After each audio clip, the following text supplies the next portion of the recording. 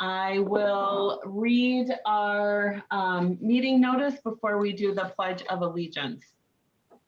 Good evening. We greatly appreciate our staff, council, and residents adapting to our teleconference format due to the COVID-19 pandemic. Tonight's meeting will be held under Minnesota State Statute 13D.021 that permits a public body to hold a meeting via telephone or other electronic means due to the COVID-19 pandemic. For members of the public, the meeting is being live streamed on the City of Wyoming YouTube page. The Wyoming City Council meeting will be recorded as part of the public record. After each agenda item is read and staff gives reports on the agenda item, I will call upon each council member individually if they have questions on that particular item. If you wish to make a motion or second a motion, please state your name first. All votes on all items will be completed by a roll call to meet the standards for the state statute 13D.021. All right, and we will do the Pledge of Allegiance. We have the flag in the background. I pledge allegiance to the flag of the United States of America and to the republic for which it stands, one nation, under God, indivisible, with liberty and justice for all. All right, we will start on open forum. Mr. Linwood, were there any questions presented for open forum? We do not, Mayor, have any open forum questions. Okay, thank you. We'll move on to approval of minutes. Number one, consider approving the minutes of the regular meeting of the Wyoming Minnesota City Council for August 4th, 2020. If there are no changes or questions, do we have a motion to approve? So moved, Member Zerwas. Okay, Member Zerwas makes the first motion. Do we have a second? Member Lugar will second. We have a second by Member Lugar. We'll go around for roll call, please. Member Schilling? Aye. Member Lugar? Aye. Member Zerwas? Aye. Member Yeager? Aye. And Mayor Iverson is an aye. It does pass. We'll go down to the consent agenda, number 2, 3, 4, and 5. Does any member wish to pull an item from the agenda for further discussion? I see no on that. We'll need a motion to approve. Member Lugar will make that motion. We have a motion by Member Lugar. Do we have a second? Member Schilling will second. Member Schilling is a second. Around the room, please. Member Yeager? Aye. Member Zerwas? Aye. Member Lugar? Aye. Member Schilling? Aye. And Mayor Iverson is an aye. We move on to acknowledgements of reports. Number 6, 7, 8, 9, 10, and 11. Does anybody wish to pull an item for further discussion? Seeing no comments onto that, I will, we don't need a motion to approve, so we'll go on. New business, number 12 on the agenda, to consider an RFP request for proposal for stormwater utility rate study. That would be Mr. Linwood, and for those of you kind of going along, it's page 93 of our package. Mr. Linwood. Thank you, Mayor, members of the council. This item is largely due to our discussion at our last budget meeting in regards to some of the different things now that the city has to take in consideration with, along with being an MS4 city. We haven't had a rate study conducted on those stormwater utilities for quite some time, so it was discussed by council to move forward with at least doing a request for proposal to see potentially if we wanted to try to make sure that we're fulfilling that permit to evaluate those current stormwater utility rates and how those would potentially need to change or left alone for the coming years to maintain that our stormwater system. So this is essentially just an RFP for that, asking for proposals to have that study completed. It is largely the same as the utility study that we did back in 2018, and for a lot of the same criteria. If approved by council, we will be posting this on the League of Minnesota Cities website and our own website to try to ensure that we receive multiple proposals for that the council will be able to evaluate and select to do the project. All right, I will go around the room again and ask if you have any questions. We will start with Member Yeager. No questions. Looks very, very complete. Member Zerwas, No questions. Member Luker, I have no questions. Member Schilling, I have no questions as well. and I do not either. So with that, we will need a motion to approve the RFP request for proposal for stormwater utility rate study. Member Schilling makes the motion. Member Schilling makes the first motion. Do we have a second? Member Luger will Second, second. member. Okay, we have Member Luker as the second motion. I'll go around, please. Member Yeager, Aye. Member Zerwas, Aye. Member Luker, Aye. Member Schilling, Aye. and Mayor Iverson is an aye. It does pass. Number 13 on our agenda, which is page 114, to consider an agreement between the City of Wyoming and the Chisago County HRA EDA for the 2020 CARES Act Small Business Relief Grant Program. Mr. Linwood, you have Yes. this one. Thank you, Mayor, members of council. This item is in relation to the last meeting, the council enacted to put dollars towards the small business loans. This is a collaborative grant application between the City of Wyoming, Chisago County, and the Chisago County HRA EDA. As part of that, we would be distributing that $60,500 as the council had earmarked for this first round of grants. It was necessary to have an agreement in place between the City of Wyoming, the Chisago County HRA EDA for the disbursements of those dollars. Essentially, what you have been presented is an agreement that talks about this, the term of the agreement that it expires at the end of the year, goes through that allocation and disbursement process, and that needs to fulfill those requirements of the CARES Act, identification that the Chisago County HRA EDA will be act as an independent contractor, some different things as far as non-compliance if that were to happen, or termination amendments. But this has been something that I have reviewed, and our city attorney, Mr. Lunan, has gone through, and we're comfortable as is presented to the council. So with that, I will stand for any questions. All right, thank you very much. I have no questions. Member Luker, I have no questions. Member Zerwas, I have no questions. Member Yeager, I have a couple questions. Does the county HRA EDA have sole responsibility for vetting the grant applicants? They will need to they will have that responsibility. They do that. They're doing that with the grant application that the council has seen that was the one that was approved at our last council meeting. So they will be doing that due diligence on the process for these applications, correct? Yes, but Wyoming will not have any say on the applicants. It's all the responsibility of the county HRA EDA. It is their responsibility to follow the guidelines in that application and determine if those businesses are eligible for those grants. Okay. And do the indemnity clauses mean that if the HRA EDA makes a mistake or approves an unqualified candidate, that the city would not have to repay any money back to the feds? I think that at least I don't necessarily know if we'd have to repay money back to the feds, but the HRA EDA would be responsible for those dollars and to make sure that those are be repaid to the city. I believe that I'm interpreting that correct. Mr. Lunan, do you want to weigh in on that? Correct. Yeah, the HRA EDA will be agreeing to indemnify for any errors or mistakes that they may make, which may include a situation that Councilmember Yeager described. You know, obviously all of this is a little bit up in the air. We don't know what potential liability may be out there, but it's a pretty standard and blanket indemnification clause, just indemnifying the city for any issues that may arise from their administration of the account and the funds that we're trusting to them. Okay. Do you know if they have sufficient funds and or any kind of insurance to cover their mistakes? or any mistakes? Well, section 5.2 of the agreement requires them to carry the appropriate amount of insurance as required by statute.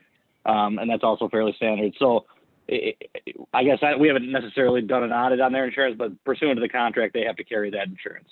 Okay, that's all I had. All right, Member Schilling. I had no questions.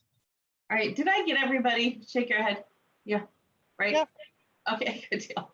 All right, so with that, we need a motion to approve the agreement between the City of Wyoming and the Chisago County HRA EDA for the 2020 CARES Act Small Business Relief Grant Program.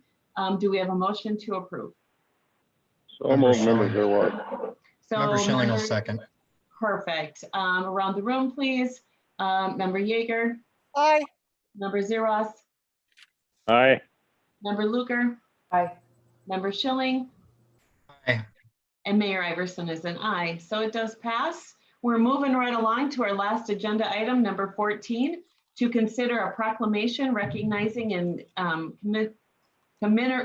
okay, there's that word. Somebody want to pronounce that one for me? The 30th anniversary of the Americans with Disabilities Act. All right, so that would be Ms. Dumas. Yes, thank you, Mayor, members of council. We have recently passed the 30th anniversary of the Americans with Disabilities Act, which is a critical piece of civil rights legislation in the United States, which really serves as a model globally for how to expand public spaces to be accessible and inviting to people with disabilities. So this proclamation recognizes that achievement and affirms the city's commitment to furthering the implementation of ADA goals and supporting people with disabilities in our community. And with that, I'll stand for questions. All right, again, we'll go around the room. Member Schilling, No questions. Happy anniversary, ADA. Member Luker, I have a couple of questions, not necessarily about the proclamation, but bear with me. I think while the needs assessment is going to shed light on what our facilities require for structural improvements we might need, I'm wondering if we completed the self-assessment in terms of services, programs, and activities in 1993, which is like a way long time ago. And so I'm guessing nobody here maybe knows offhand. And also if we should consider completing another self-assessment currently just to determine what progress we've made in terms of compliance with Title II and what we should be doing. Because while our needs assessment will examine facilities and structural upgrades, we should also be evaluating like infrastructure, effective communication, and ordinances that might not be compliant with Title II. And so just in an effort to be responsive and inclusive of all residents and disability needs, I'm wondering if that would be something that we'd want to consider. But in short, I definitely like yay proclamation. You know, obviously I'm for that. You know, I'm familiar with Ms. Dumas, feel free to weigh in too. I'm familiar with the evaluation. I don't know just exactly how in depth it is or how much time or what the need is on that. I'm not familiar with the actual assessment itself, other than being familiar with that they are done. We could certainly look into that, council member, and see what type of significance that assessments would or wouldn't take to see where we're at. Like you had identified, the facilities will be evaluated as far as their accessibility, but like you said, it goes a little greater in the Title II as far as how the city is providing that public accommodation, I guess, for all the services that we do. Yeah, the one thing I would add with the ADA, it's a continuous implementation process. And to your point, data can be valuable in that process. So council direction can kind of advise how the city should move forward with that. Thank you. all right, Member Zerwas, I have no questions. Member Yeager. All No right. questions.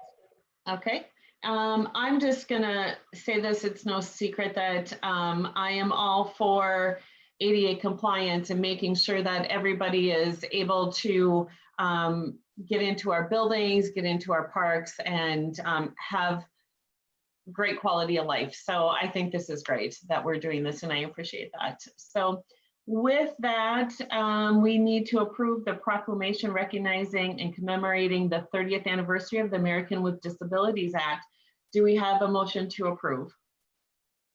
I'll make that motion. So moved. We have the first from member Luker, and we have a second from member Zerwas. Yes. All right, perfect. All right, member Schilling, Aye. member Luker, Aye. member Zerwas, Aye. member Yeager, Aye. and Mayor Iverson is a definite aye. All right, so very short meeting tonight. We'll do some quick council reports. I'm sure that Mr. Erickson has a brief report when we're all done with Pioneer, or not Pioneer, sorry, with Kettle River on the 2020 project. So let's start with member Yeager with her report. Well, I attended the watershed district meeting right before this one, and I just want to tell everybody, thank you for watching us on YouTube. All right, member Zerwas. Okay. I attended the union negotiating meeting yesterday AM at the plant. After discussion, we agreed to the union requests on salary increases and a 3-year contract. There's also only one employee in the union at this time. That employee will remain an employee of the commission until his retirement in 2 years to protect his PERA upon retirement. I also attended the regular sewer commission meeting yesterday evening at Lincoln City Hall. Mark Nelson reported the plant again is running well with treatment performance levels well within permit limits. Commission approved payment number 1 to Pember Companies Incorporated for corridor lift station improvements in the amount of $376, $481.10. In another business, a special commission meeting was scheduled for August 31st, 20 at 6 p.m. at Lincoln City Hall. Also scheduled a budget meeting for September 21st. And the contract with Veolia is still in negotiations. We haven't got that settled quite yet. In other news, Kevin Stenson was appointed as commission chair to replace Mark Walcott, who resigned effective July 30th of 20. And commission accepted the resignation of Bruce Hindy effective August 14th, 20. And that's my report. Thank you. Member Luker.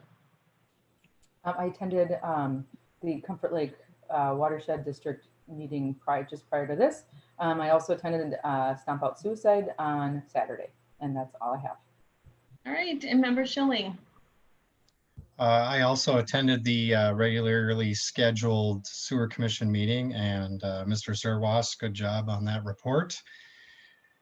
And I also attended the Comfort Lake Forest Lake Watershed District meeting prior to this as well. And I'd like to thank everybody for watching.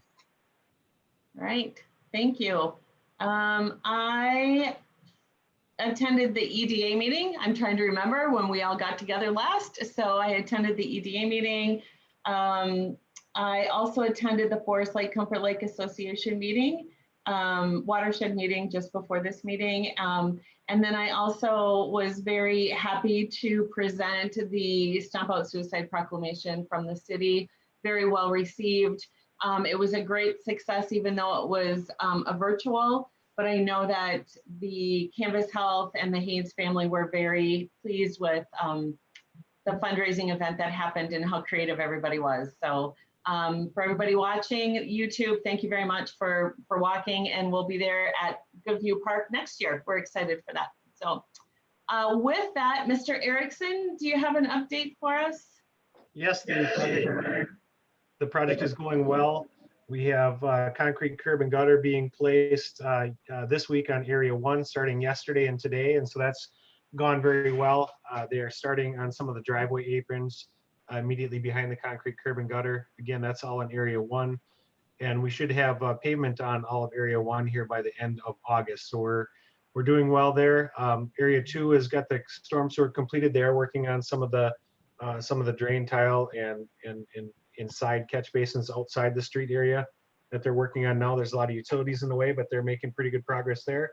And they've also worked on storm sewer in Area 3. And so they are making great progress, and will continue to do so. The forecast looks good. So they are making great progress, and you know, we're working closely with property owners as questions come up, and there's a lot of coordination involved when we look at concrete curb and gutter and access concerns getting in and out of their driveways. But we've put quite a bit of effort in getting out notice to property owners, and things are going pretty smoothly thus far. So we're pleased with the results. Mark, I did drive by and see the curb and gutter on some of the streets. It's kind of nice, I'm sure, for the residents to finally see something happening besides dirt, right? Yeah, So exactly. pretty excited about that. When does pavement start going in? So it's going to be kind of sequential in each of the areas. So I would suspect, with curb and gutter being placed today and driveway aprons, it'll probably be a week and a half before, maybe a week and a half before they start placing the asphalt in that first area. Okay, I'm sure they'll be really happy to see that as well. Oh yeah, we will too. It's just it's certainly an inconvenience for property owners. I think they see the light at the end of the tunnel, that they're going to have a great product, and so it's kind of exciting to hear comments from property owners that are positive, and they're willing to put up with the pain during construction because they know they end up with a great product. And so they've dealt with these roads for a long time, and a number of property owners have expressed they've been waiting for this for 25 years. So so they're pretty pleased. Yeah, I was hearing the same thing. They're all it's just been really kind of a great group to work with. So I've heard lots of positive comments. All right, I think that is it. I'm kind of looking around the room. I think that's it for tonight. With that, we need a motion to adjourn. Don't all say it at one time. Motion to adjourn. Here we go. Do we have a second? Second. We have a second. All in favor, just say aye. Aye. Aye. All right, so we are adjourned. We look forward to seeing everybody next week. Tom, did I do that right? You're looking at me like, I did the adjournment? Okay, good deal. All right, we look forward to seeing everybody at our next meeting. Take care. Thank you.